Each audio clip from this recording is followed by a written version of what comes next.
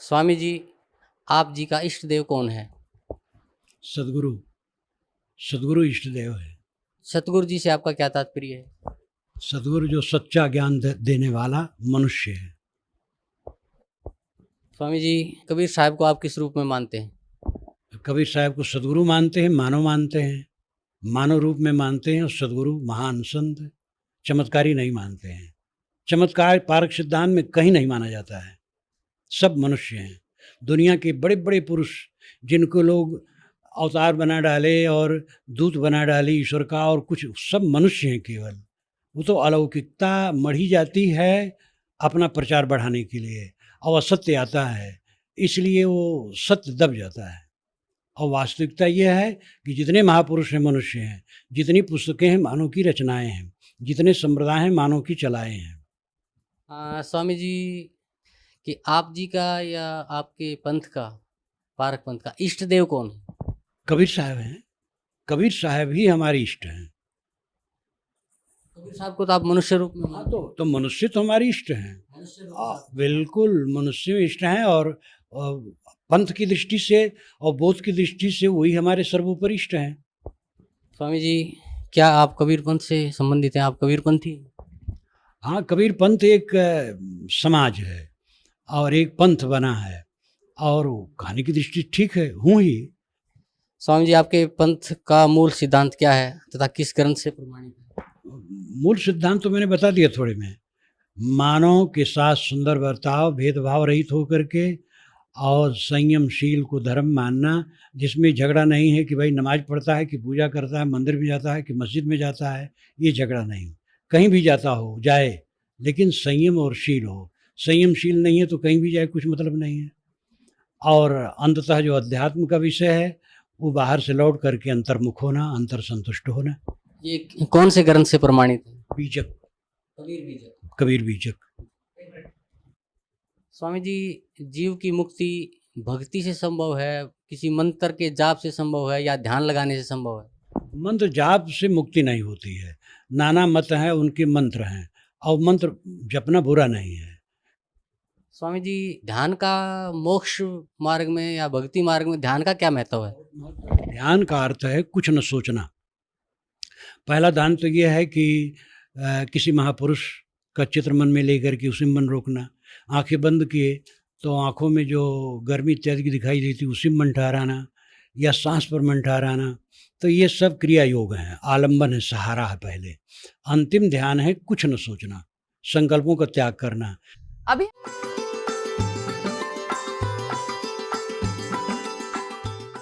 आध्यात्मिक ज्ञान न होने से अब मानव नास्तिक होने को जा रहा है। नास्तिक होने की शुरुआत अब इस कलयुग में, वर्तमान में, एक पारक सिद्धांत के व्यक्तियों द्वारा की जा रही है। एक पारक सिद्धांत है, और वर्तमान में इस पारक सिद्धांत के अंदर एक अभिलाष दास नाम के एक संत का बहुत बोलबाला है। इनके विधान और सिद्धांत को देखकर, पारखियों के विधान और सिद्धांत को देखकर,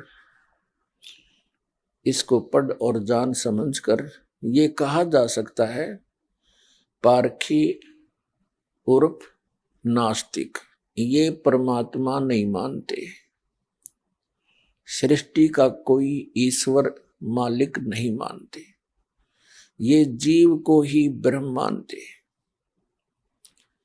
ये परमात्मा कबीर जी को केवल एक जीव मानते हैं, मानव मानते हैं, और अपना इष्ट देव और सतगुरु मानते हैं।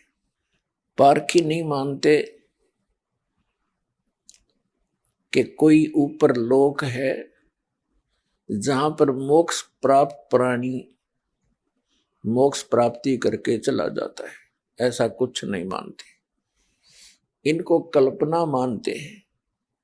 ये ब्रह्मा विष्णु महेश को भी काल्पनिक मानते हैं, और ये वेदों को भी सत्य मानते हैं। पारखी अभिलाष दास जी ये भी मानते हैं कि कबीर जी की जो वाणी है वो सत्य है, और ये पारखी अभिलाष दास जी नहीं मानते कि शरीर के अंदर कोई कमल चक्र है,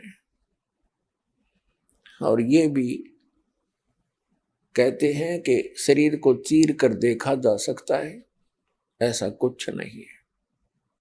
शरीर में कमलों का अर्थात चक्रों का विवरण आता है, क्या ये सत्य है? हाँ, वो 6 चक्र, फिर 8 चक्र का वर्णन आता है, और बीजक व्याख्या में इसको शास्त्रोक्त ढंग से मैंने विवरण से लिखा है, लेकिन वो सब काल्पनिक है, कहीं नहीं है।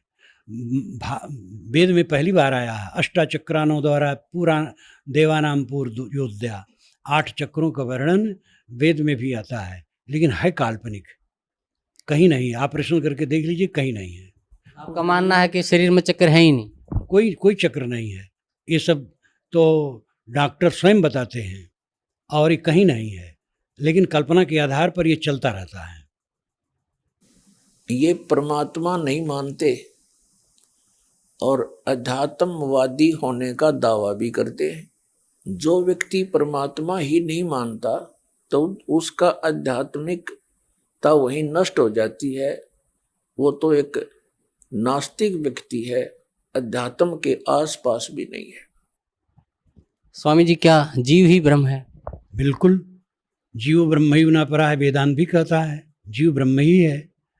और कहने वाला जो समझने वाला है, जहाँ जाओ जीव स्कूल में मिलता है, कॉलेज में मिलता है, कारखाने में मिलता है, खेत में मिलता है, दफ्तर में मिलता है, मंदिर मस्जिद में मिलता है, हर जगह जीव ही तो मिलते हैं। जीव ही ब्रह्म है, इसमें कोई संदेह की जरूरत नहीं है। ये नहीं मानते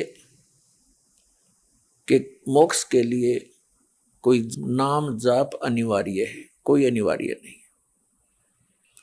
औपचारिकता करते हैं, कहते हैं कि कोई नाराज ना हो जा, कि कोई जाप करता है तो करता रहे, अच्छी बात है, लेकिन जाप का कोई यूज नहीं, कोई लाभ नहीं। और ये कबीर साहब की वाणी को सत्य भी मानते हैं। स्वामी जी, जीव की मुक्ति भक्ति से संभव है, किसी मंत्र के जाप से संभव है, या ध्यान लगाने से संभव है? मंत्र जाप से मुक्ति नहीं होती है, नाना मत हैं, उनके मंत्र हैं, और मंत्र जपना बुरा नहीं है। और कबीर साहब तो बार बार कहते हैं, श्वास श्वास में नाम जपो, वृथा श्वास मत खो, ना जाने इस श्वास को आमन हो कि ना हो। कबीर साहब कहते हैं, राम नाम रटते रहो, राम नाम रटते रहो, जब तक घट में प्राण, कब हो तो दीन दयाल के भनक पड़ेगी कान। राम रटत कोडी भलो, चू चू पड़े जो चामे, वो सुंदर शरीर किस काम का, जा मुख नाही नाम। नाम रटत कन्या भली, साकेट भलो न पूते, छेरी के गल में गलथना, जिसमें दूध ना मूत। नाम रटत दारिद्र भलो, टूटी घर की छान, वो सुंदर महल किस काम के, जहाँ भक्ति नहीं भगवान। कबीर जीव्या तो वाए भली, जो रटे हरि नाम, नहीं तो काट फेंक दियो, ये मुख में बोलो ना चाम।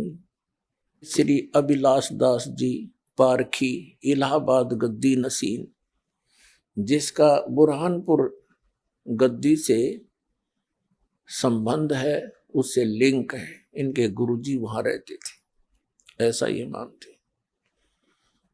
तो पुण्यात्माओं, अब इसके सभी अज्ञान विधान को खंडित करते हैं, कंडम करते हैं, परमात्मा के उस सदग्रंथों से, उन हमारे प्रमाणित सदग्रंथों से, जिनको सर्वमानव सिरोधार्य मानता है। पारखी सिद्धांत के व्यक्ति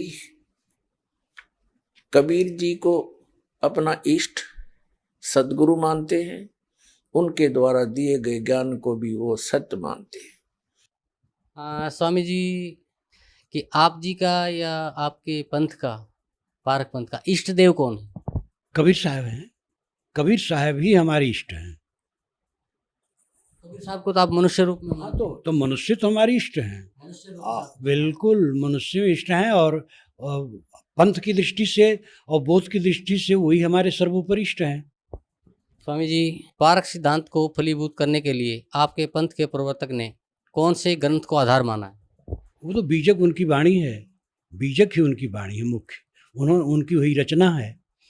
और फिर उसमें तो सब बातें हैं, आप बीजक पढ़िए तो वेद शास्त्र सब कुछ बातें आएंगी। ये कौन से ग्रंथ से प्रमाणित है? बीजक, कबीर बीजक। कबीर बीजक। अभिलाष दास विशेषकर कबीर बीजक को महत्व देते हैं। पुण्यात्माओं, यहाँ एक विचार करना अनिवार्य है कि कबीर बीजक, कबीर सागर, कबीर साखी, कबीर शब्दावली, इन सभी का लिपिबद्ध करने वाले आदरणीय धर्मदास साहिब जी ही हैं। अब कोई ये कहे कि कबीर बीजक की वाणी ठीक है, सही है, और अन्य ठीक नहीं है, तो वो दोगला व्यक्ति है, वो डुप्लीकेट मैन है। या तो फिर सारी ये गलती मानो, नहीं तो सबको गलत माने, या फिर सबको ही सत्य माननी पड़ेगी। और वास्तविकता यही है कि वो सब वाणी सत्य है, लेकिन उनको अपने अनुसार उसका अनुवाद करके और अपने अज्ञान सिद्धांत में सहयोगी मानकर कुछ एक अंश किसी सदग्रंथ का लेना भी ये अज्ञानी और तत्व ज्ञानहीन प्राणी के ही लक्षण होते हैं। शरीर में कमलों का अर्थात चक्रों का विवरण आता है, क्या ये सत्य है? हाँ, वो 6 चक्र, फिर 8 चक्र का वर्णन आता है, और बीजक व्याख्या में इसको शास्त्रोक्त ढंग से मैंने विवरण से लिखा है, लेकिन वो सब काल्पनिक है, कहीं नहीं है।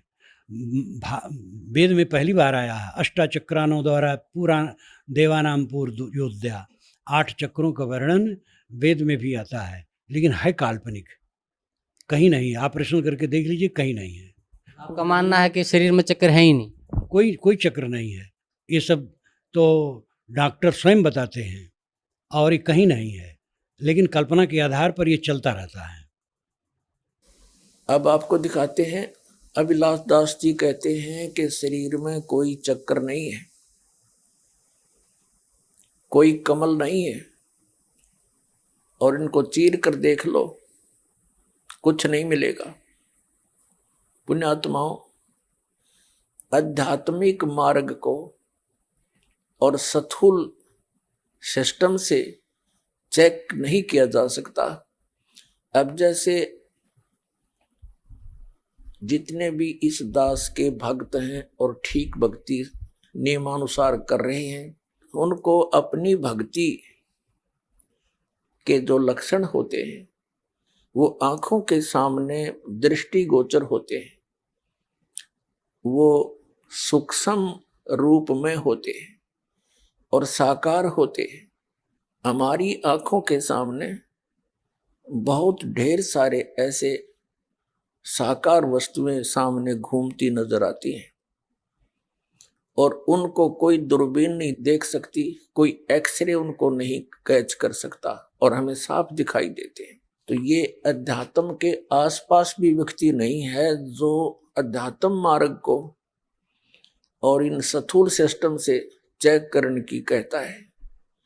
ये भक्तिहीन और बिल्कुल नास्तिक प्राणी के लक्षण है। अब आपको दिखाते हैं, ये कहता है कि शरीर में कोई चक्र नहीं है, और ये भी मानता है कि वेदों में लिखा है 8 चक्र हैं, 6 चक्र हैं, और मैं नहीं मानता। तेरे ना मानने से क्या, अब अंधा कोई कहे कि मैं नहीं मानता सूर्य है, अब उस अंधे ने दिखाई नहीं देता और वो ना मानता, उसके ना मानने से सूर्य का अस्तित्व समाप्त नहीं हो जाता। ठीक इसी प्रकार एक व्यक्ति विशेष के ना मानने से उस वस्तु का अभाव नहीं हो सकता। शरीर के अंदर सब कमल हैं, और सब प्रमाण वेदों में भी है और परमात्मा कबीर जी ने भी इसका प्रमाण दिया है, आपके समक्ष करते हैं। कबीर परमेश्वर जी का एक शब्द है, करने नो दीदार महल में प्यारा है। ये कबीर शब्दावली के अंदर है। तो उसमें परमात्मा ने कहा है कि मूल कमल दल चतुर बखानो और कलियम जाप लाल रंग मानो। कबीर परमेश्वर जी ने शरीर के अंदर सभी कमलों की जानकारी दी। उनमें से कुछ एक आपको दिखाते। ये एक समझो चित्र है, ये एक मनुष्य का चित्र है और इसमें कमलों की जानकारी दे रखी है। ये कबीर परमात्मा के दिए अध्यात्म ज्ञान उनकी वाणी के आधार से और अनुभव से बनाया है। ये मूल कमल, इसकी 4 पंखड़ियां हैं। ये इसको वैसे आगे दिखाया है, लेकिन ये बैक साइड में सब जो बैक बोन पर होते हैं, पिछले रीढ़ की हड्डी पर, गुदा से 2 उंगल ऊपर ये गणेश जी का चक्र है। इसकी 4 पंखड़ियां हैं, लाल इसका रंग है और गणेश देव गणेश है, किलियम जाप है इसका। फिर ये स्वाद कमल है, इसको अधिष्ठान चक्र भी कहते हैं। इसकी 6 पंखड़ियां हैं, सावित्री और ब्रह्मा का अधिपत्य है, स्थान है, ओम इसका जाप है। और ये नाभि कमल है, इसकी 8 पंखड़ियां हैं, चक्र कहो कमल कहो। और विष्णु और लक्ष्मी जी का इस पर निवास है और हरियम इसका जाप है। ये हृदय कमल है, इसकी 12 पंखड़ियां हैं।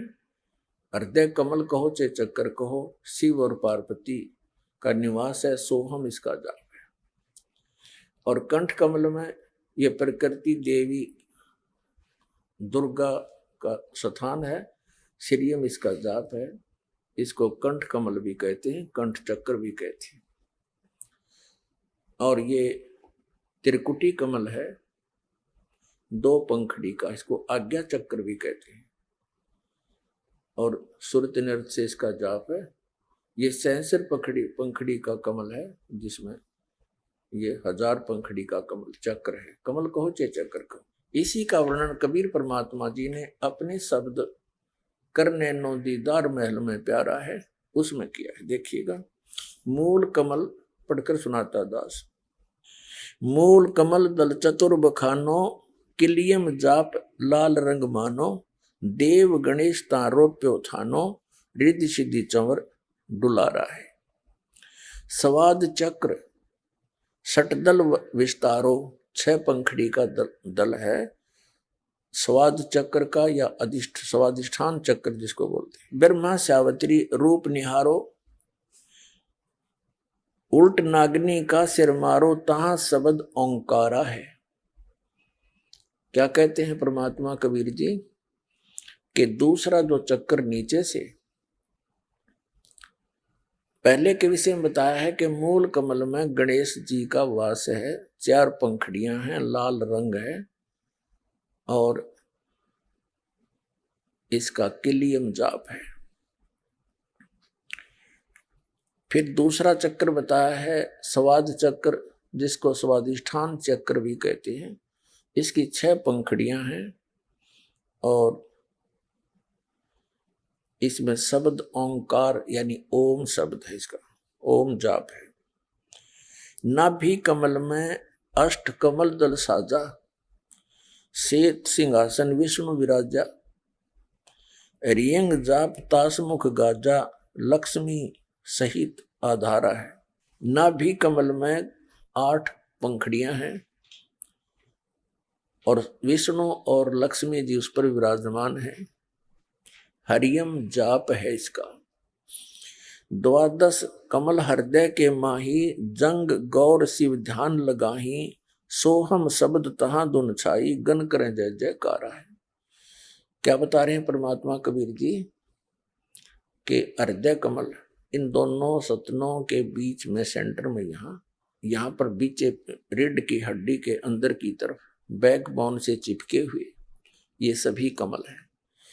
इसमें बताया है कि हृदय कमल यानी मध्य का कमल है। इसमें भगवान शिव और पार्वती का निवास है। इनका ये सोहम जाप है और इसकी 12 पंखड़ियां हैं इस कमल चक्र की। 16 दल कमल कंठ के माही, ताईमद बसे अविद्या बाई। 16 कमल कंठ के माही, ताही बसे अविद्या बाई। हरिहर ब्रह्म चंवर डुराई, जहां श्रीअंग नाम उचारा है। अब क्या बता रहे हैं कबीर जी, परमेश्वर जी, कि कंठ कमल में, ये कंठ कमल जो यहाँ है इसके बैक में यहाँ पर, इसमें इस अविद्या बाई अर्थात दुर्गा का कमल है। इसकी 16 पंखड़ियां हैं और श्रीयम जाप है इसका।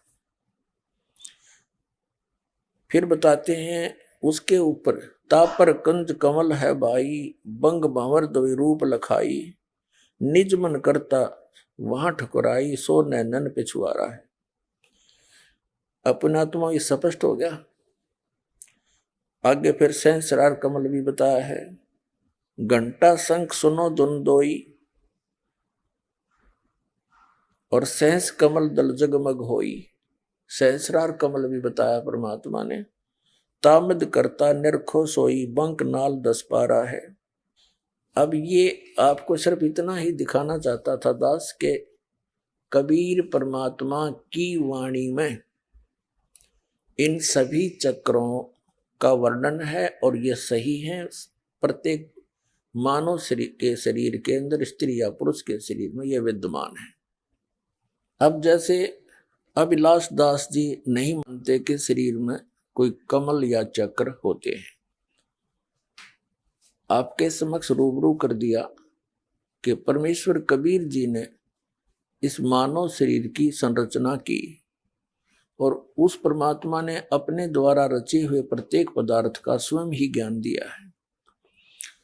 उन्होंने स्पष्ट बताया है कि शरीर में बहुत सारे कमल हैं, उनकी सतिथि और उनके जाप तक का वर्णन किया। और आदरणीय गरीबदास साहिब जी ने भी अपनी अमृतवाणी में ब्रह्म वेदी के अंदर कहा है, इन सभी कमलों की जानकारी दी है जैसे परमेश्वर कबीर देव जी ने दी है। आदरणीय गरीबदास साहिब जी ने अपनी अमृतवाणी ब्रह्म वेदी में इस प्रकार वर्णन किया है इन्हीं चक्रों और कमलों का। मूल चक्र गणेश वासा, रक्त यानी लाल, रक्त माने ब्लड, खून जैसा लाल। मूल कमल गणेश वासा, रक्त वर्ण जहां जानिए, किलियम जाप कुलीन तज, सब शब्द हमारा मानिए। स्वाद चक्र ब्रह्मादि वासा, जहां सावित्री ब्रह्मा रहे, ओम जाप जपन हंसा, ज्ञान योग सतगुरु कहे। आदरणीय गरीबदास साहिब जी ने अपने सदगुरु और परमेश्वर कबीर जी की साक्षी देकर कहा है कि ये ज्ञान मेरे सतगुरु ने, कबीर परमेश्वर जी ने बताया है। स्वाद चक्र ब्रह्मादि भाषा, जहां सावित्री ब्रह्मा रहे, ओम जाप जपंत हंसा, ज्ञान योग सतगुरु कहे। कहते नाभि कमल में विष्णु विशंबर, जहां लक्ष्मी संग बास है, हरियम जाप जपंत हंसा, कोई जानत बिरला दास है। अब आदरणीय गरीबदास साहिब जी ये कह रहे हैं कि जो ज्ञान मेरे सतगुरु परम पूज्य कबीर जी ने मुझे दिया, परमेश्वर जी ने, और वो ज्ञान अब मैं बता रहा हूँ, इन कमलों की जानकारी, ये कोई विशेष एकाध विशेष बिरले दास को ही ज्ञान है, अन्यथा सब इससे अपरिचित है। हृदय कमल महादेव देवं सती पार्वती संग है। हृदय कमल में सती पार्वती और महादेव जी रहते हैं और सोहम जाप जपंत हंसा ज्ञान योग भल रंग है। इनके जाप भी बता रहे हैं कि ये करने होते हैं जो हम सभी आपको करने के लिए श्रद्धालुओं को देते हैं। ये हमारा प्राथमिक मंत्र है। आदरणीय गरीबदास साहिब जी आगे बता रहे हैं कि कंठ कमल में बसे अविद्या, ज्यों का तो जो कबीर परमेश्वर का ज्ञान है एज डी तो उन्होंने आदरणीय गरीबदास साहिब जी में फीड कर रखा है। और आंखों देखा उन्होंने, आंखों उनकी दिव्य दृष्टि खोल दी जो परमात्मा ने रचना की इस शरीर की, और उसी को आदरणीय गरीबदास साहिब अपनी दिव्य दृष्टि से देख देख कर एज इट इज बोल दिया कहाँ कहाँ क्या सची थी इस शरीर में, और वो स्पष्ट है।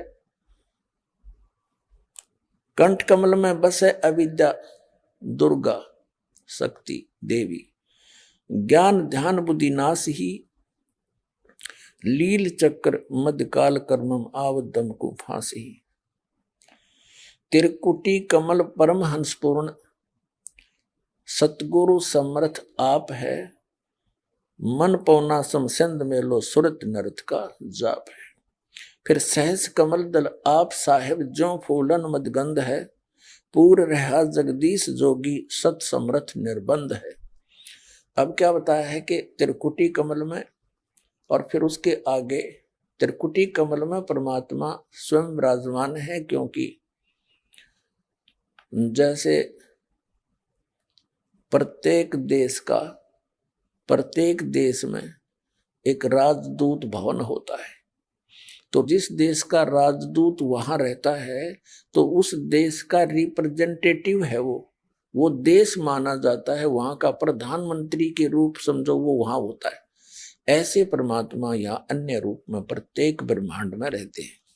अब यहाँ कहा कि सहस कमल दल आप साहेब जो फूलन मदगंध है, सहस्रार कमल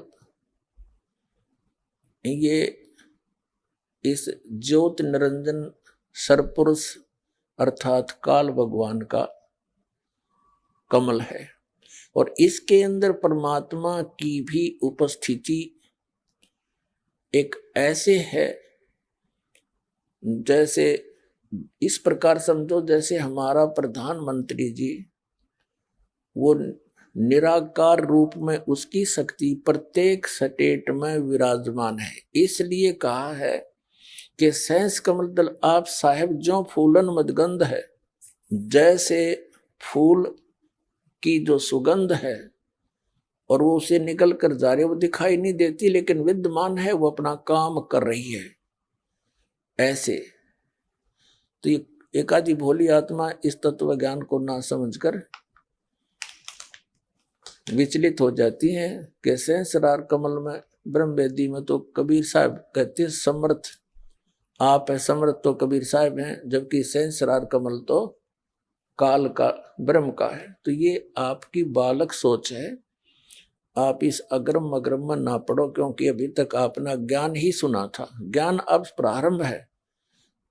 तो इस प्रकार इस दास के वचनों पर अब विश्वास करो, क्योंकि ये दास अपनी तरफ से कुछ नहीं कहता, ये सदग्रंथों के प्रमाण आपके रूबरू कराता है, और जिन गुड़ रहस्यों को आप कभी नहीं समझ सकते थे उन गुड़ रहस्यों को सिंपल करके साधारण करके आपको समझा है। बस इतना सा काम। अब अभिलाष दास की ये थ्योरी, ये सिद्धांत गलत सिद्ध हुआ कि शरीर के अंदर कोई कमल नहीं है। इससे सिद्ध है कि यह पूर्ण रूप से अज्ञानी व्यक्ति है और पूर्ण रूपेण नास्तिक है। और उधर से ये अभिलाष दास जी स्वयं स्वीकार करता है कि वेदों में भी चक्रों का वर्णन है, लेकिन अभिलाष दास जी कहते हैं नहीं, ऐसा कुछ नहीं है। तो ऐसे व्यक्ति को परमात्मा का द्रोही ना कहें तो और क्या कहें, नास्तिक व्यक्ति है ये, और मानव समाज के नाश के लिए ही जन्मा है, इसमें कोई दो राय नहीं। स्वामी जी, आप जी का इष्ट देव कौन है? सदगुरु इष्ट देव है। सतगुरु जी से आपका क्या तात्पर्य है? सदगुरु जो सच्चा ज्ञान देने वाला मनुष्य है। स्वामी जी, कबीर साहब को आप किस रूप में मानते हैं? तो कबीर साहब को सदगुरु मानते हैं, मानव मानते हैं, मानव रूप में मानते हैं, और सदगुरु महान संत, चमत्कारी नहीं मानते हैं। चमत्कार पारक सिद्धांत में कहीं नहीं माना जाता है। सब मनुष्य हैं। दुनिया के बड़े बड़े पुरुष जिनको लोग अवतार बना डाले और दूत बना डाले ईश्वर का, और कुछ सब मनुष्य हैं केवल। वो तो अलौकिकता मढ़ी जाती है अपना प्रचार बढ़ाने के लिए, और असत्य आता है इसलिए वो सत्य दब जाता है। और वास्तविकता ये है कि जितने महापुरुष हैं मनुष्य हैं, जितनी पुस्तकें हैं मानव की रचनाएं हैं, जितने संप्रदाय हैं मानव की चलाएं हैं। स्वामी जी कि आप जी का या आपके पंथ का, पारक पंथ का इष्ट देव कौन है? कबीर साहब हैं। कबीर साहब ही हमारे इष्ट हैं। कबीर साहब को तो आप मनुष्य रूप में हाँ, तो मनुष्य तो हमारे इष्ट हैं। मनुष्य रूप में। बिल्कुल मनुष्य इष्ट हैं, और पंथ की दृष्टि से और बोध की दृष्टि से वही हमारे सर्वोपरि इष्ट हैं। स्वामी जी क्या आप कबीर पंथ से संबंधित हैं? आप कबीर पंथी हैं?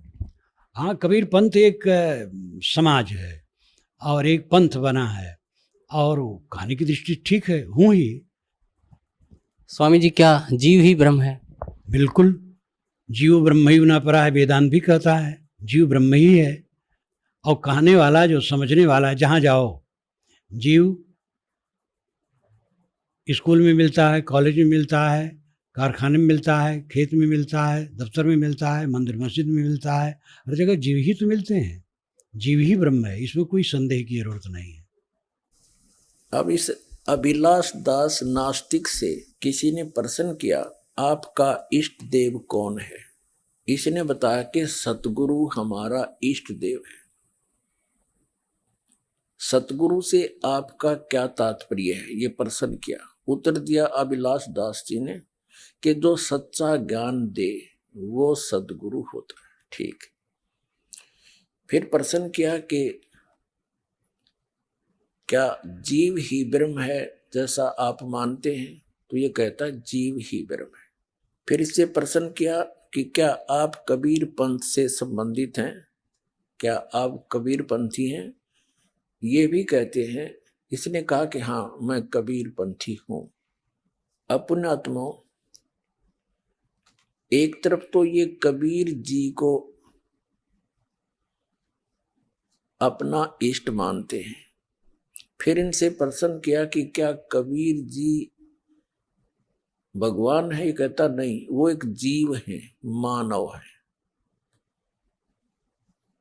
और इस पारक सिद्धांत का और इस पारखी अभिलाष दास का ये कहना कि जीव ही ब्रह्म है, इस सृष्टि का कोई ईश्वर नहीं है जिसने संसार बनाया हो, आपे बनया है। अपने आत्मा यदि कबीर साहब भी जीव और जीव ही परमात्मा, अभिलाष दास भी जीव और ये भी परमात्मा, जीव ही भगवान, तो कबीर साहब भी भगवान, अभिलाष दास भी भगवान। फिर एक भगवान ने दूसरे भगवान को इष्ट मानने की क्या आवश्यकता पड़ेगी? अब भगवान की परिभाषा से भी परिचित नहीं ऐसे व्यक्ति जो ऐसी धारणा रखते हैं। गधा भी जीव ये अपने शिष्यों की तरफ संकेत करके कहता है कि इनकी पूजा करो, ये सब भगवान है। फिर तो गधा भी भगवान है, वो भी बांध ले एक आश्रम में। कोई बात करते हैं ये लोग, सिर नहीं इनका पैर नहीं, और दावा करते हैं अध्यात्मवादी होने की। स्वामी जी संसार का कोई उत्पत्ति करता है या स्वयं नर्मदा से बनता है तथा समय आने पर अपने आप बिगड़ जाता है? न तो बिगड़ जाता है, न सर्वथा बना है। ये बीज है पहले वृक्ष, अंडा है कि मुर्गी, ये प्रवाह रूप अनादि अनंत है। द्रव्य नित्य हैं, उनमें गुणधर्म नित्य हैं, उनके गुणधर्मों से सृष्टि क्रम नित्य है। ये कहीं ना आरंभ है ना अंत है, ये सब समय चलता रहता है। ये संसार की उत्पत्ति कैसे हुई? संसार की उत्पत्ति ही नहीं हुई, संसार सदा से है। आप यही समझ लीजिए, विज्ञान से देख लीजिए कि द्रव्य जितना है उतना ही रहता है, वो न घटता है न बढ़ता है। और हर द्रव्य में क्रिया है, गति है, गुणधर्म है, और जिन गुणधर्मों और क्रियाओं से सृष्टि होती है वो गुणधर्म मूल द्रव्य में नित्य हैं, इसलिए सदा से जड़ चेतन है, सदा से उनके गुणधर्म हैं और सदा से उनका प्रवाह है। अब इस अभिलाष दास नास्तिक से प्रश्न किया कि इस संसार की उत्पत्ति कैसे हुई। ये क्या कहते हैं कि संसार की उत्पत्ति हुई ही नहीं, और यहां तक कहते हैं कि पहले अंडा हुआ या मुर्गी हुई, सृष्टि का प्रारंभ हुआ ही नहीं। इनकी अकल देखो, और इनके पीछे भी बहुत बोली बाली श्रद्धालु लगे हुए हैं। अरे पहले चाहे अंडा हुआ या मुर्गी हुई, प्रारंभ तो किसी वस्तु का हुआ ही है। और ये कहना कि इसका कोई प्रारंभ ही नहीं, इसका कोई अंत नहीं, ये तो अनादि काल से प्रवाह रूप से अनादि है। प्रवाह रूप तो बाद में बना, पहले इसकी उत्पत्ति हुई है। फिर अलग बात है कि जब तक हमें यथार्थ मार्ग नहीं मिला तो हम जन्मते मरते रहे। ये अपना सिद्धांत मान लिया, अटल नहीं है ये सिद्धांत। स्वामी जी, पारक सिद्धांत को फलीभूत करने के लिए आपके पंथ के प्रवर्तक ने कौन से ग्रंथ को आधार माना है? वो तो बीजक उनकी वाणी है, बीजक ही उनकी वाणी है मुख्य, उनकी वही रचना है। और फिर उसमें तो सब बातें हैं, आप बीजक पढ़िए तो वेद शास्त्र सब कुछ बातें आएंगी, वो सब पढ़ने से अपने आप पता चलता है। ये कौन से ग्रंथ से प्रमाणित है? बीजक, कबीर बीजक। कबीर बीजक। अब इस अभिलाष दास नास्तिक से पूछा गया कि आप जी इस पारक सिद्धांत को फलीभूत करने के लिए किस ग्रंथ का सहयोग लिया? कबीर बीजक का। अब कबीर बीजक का सहयोग क्यों लिया? एक जीव के द्वारा लिखी हुई वाणी को अपने समर्थन में और अपने अज्ञान को बढ़ाने के लिए उसका सहयोग क्यों लेना पड़ा? एक दूसरे भगवान ने, अभिलाष दास भी भगवान क्योंकि जीव है वो, कबीर साहब भी उसकी दृष्टि में जीव है, तो वो भी जीव और अभिलाष दास भी जीव। तो इसका मतलब कबीर साहब भी भगवान, अभिलाष दास भी भगवान। तो एक भगवान को दूसरे भगवान से सहयोग लेने की आवश्यकता पड़ेगी। तो इस ब्रह्म की यानी ईश्वर की डेफिनेशन समाप्त कर दी इस व्यक्ति ने, परिभाषा ही नाश कर दिया।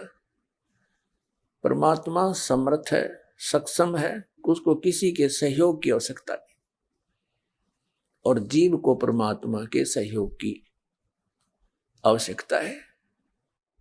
स्वामी जी, जीव की मुक्ति भक्ति से संभव है, किसी मंत्र के जाप से संभव है, या ध्यान लगाने से संभव है?